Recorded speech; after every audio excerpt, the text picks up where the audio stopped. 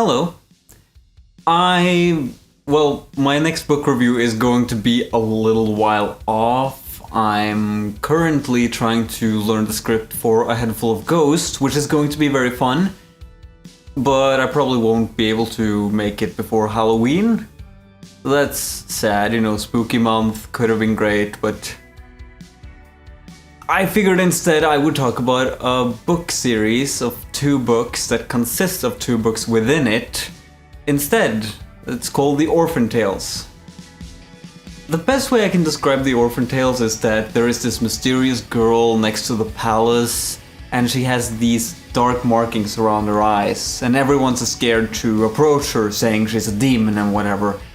But the Sultan's son one day comes up to her out of pure curiosity and asks her, what's up with your eyes? And she says that they are stories that are written on her eyes, and she starts to retell them while the boy listens, and his sister, who is very suspicious of this strange woman, begins to try to destroy their relationship and the storytelling.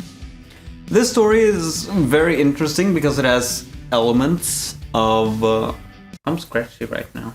This story is very interesting because it has elements of being like Arabian Nights, story within a story within a story, but at the same time mixing in mythology from all over the world. If you've heard about those turtles that have like a hole at the top of their head and just water in it, and the only way to defeat them, quote unquote, is to bow, so they bow back and pour the water out, that's covered here. And it's very cool, actually. The characterization is great.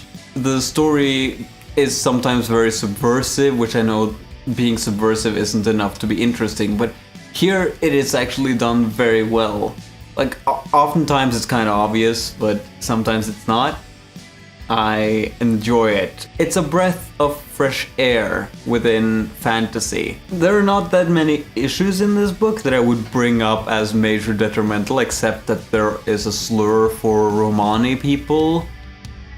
People who know what I'm talking about will probably appreciate the warning. I don't think that comes out of malice from the author. I think that comes from a combination of 1, not knowing, and 2, stories have been like that for a long time, and that's still not an excuse, at least in my view, because Jews have also been used that way in stories. If you look up old Grimm's fairy tales, there's 2 stories that are especially outrageous from the ones I can remember, at least. There might be more, but right now I'm drawing a blank. So, The Orphan Tales by Catherine Valentine. At least I hope that's her name. I might have forgotten. I follow her on Twitter, and it's going to be very embarrassing if I'm wrong, which is very likely.